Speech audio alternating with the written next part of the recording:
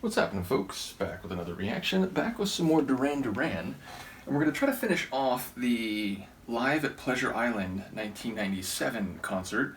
Shout out to Adam, who shared this quite a while ago, and I went through a number of the tracks. There's like 3 or 4 remaining. In fact, I think there's 3 remaining, 2 after this one, so almost to the end. But yeah, we're going to listen to a live performance of Secret October, originally the B-side to the Union of the Snake single, 1983, though Secret October was not included on the Seven and the Ragged Tiger album from '83. So yeah, I know this one through my own vinyl. Indeed, I think it was one of the very first Duran reactions I did, and I think I reacted to the extended version of Union of the Snake first, and then I didn't quite realize, so I think that was around the time where Izzy joined and helped me understand some of the releases I was going through before I began the full, proper deep dive through their albums. But yeah, shout out to all the Durannies who joined during that time. I know a number of you are still around, so big thanks to you. And yeah, it's a tune that it has some crazy lyrics from Simon, but I noticed when I queued up this live version that it's like 6 minutes long. So I'm curious about that because I think the recorded version is like 2.5, maybe 2:45. So clearly an extended performance we're going to hear of this. Maybe a little crowd action at the beginning and the end, but let's listen. This is Duran Duran and a live performance of Secret October and a performance at Pleasure Island in 1997.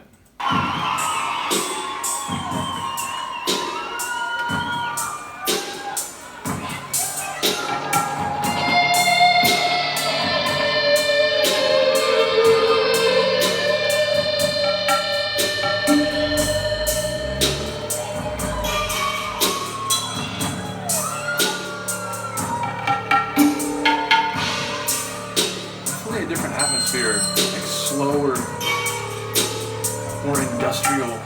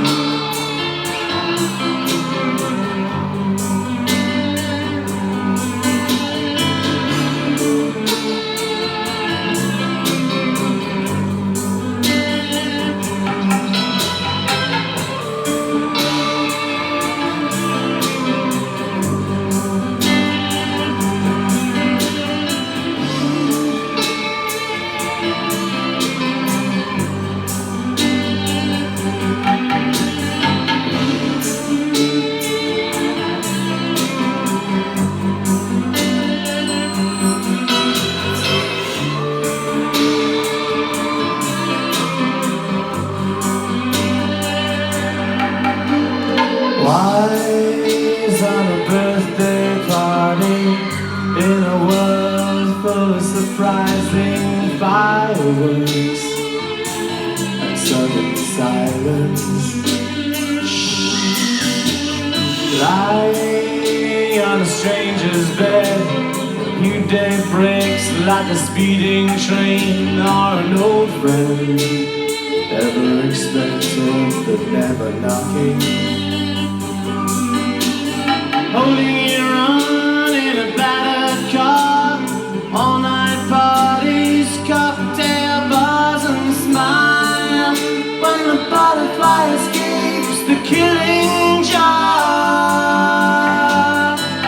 she rides awake before the dancing is over. Wise or naked in secret October.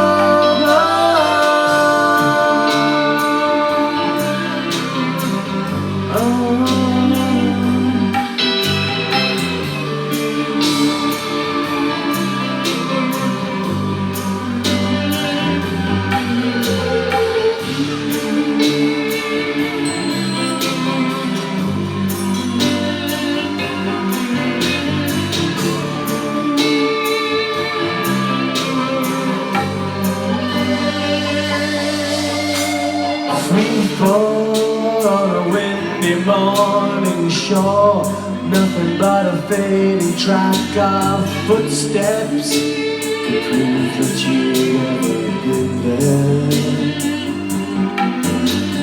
Spoken on a cotton cloud, like the sound of gunshot taken by the wind, and lost in distant thunder. Racing on a shining plane, tomorrow you'll be content to watch as the lightning plays along the wires, and you wonder, should your eyes awake before the dancing is over? Why so naked in secret October? Should your eyes awake before the dancing is over? Why so naked in secret October?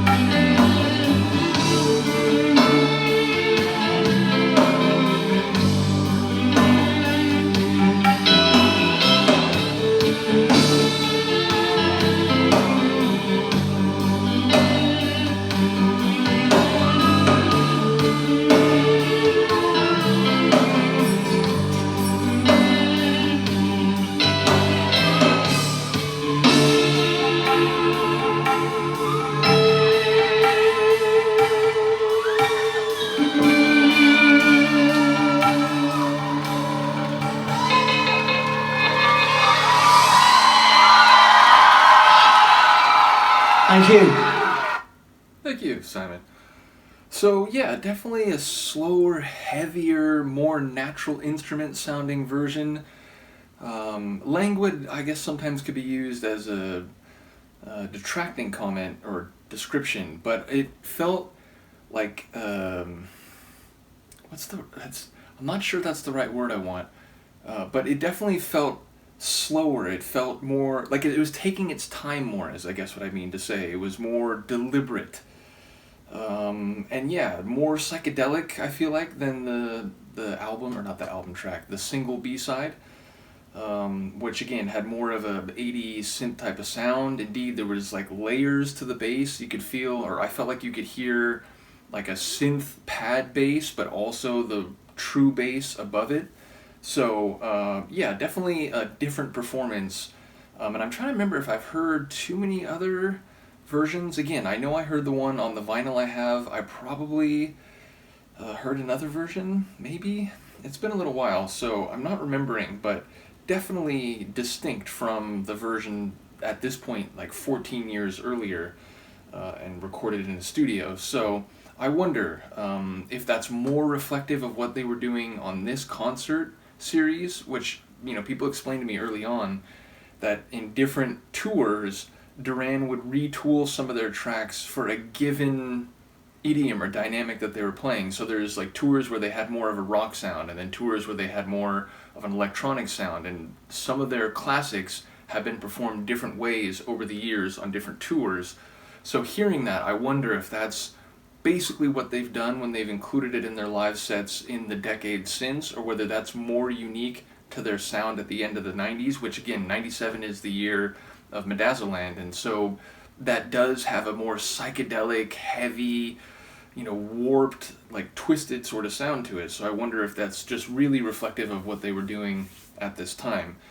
Either way, the two left are absolute classics. We have Ordinary World and then Rio, so those are obviously big favorites, and I'll be curious to hear how they sound relative to what I know, and I have heard some different versions of both of those tunes, fair to say, not just in recorded, recorded versions, which is to say there's the Rio from the UK album, then the Rio that they retooled for the American release. I've heard a acoustic rendering of Ordinary World, which was really moving. I remember like getting worked up when I when I heard that. So yeah, looking forward to going through the rest of this concert. Once again, thank you to Adam for sharing, as well as to all the Duranis who are still here. Thank you to Luca for being very ridiculous during this whole video. Are you going to jump down? Is that what's happening? She's gone. And yeah, let me know what you think. I'll see you next time. Peace.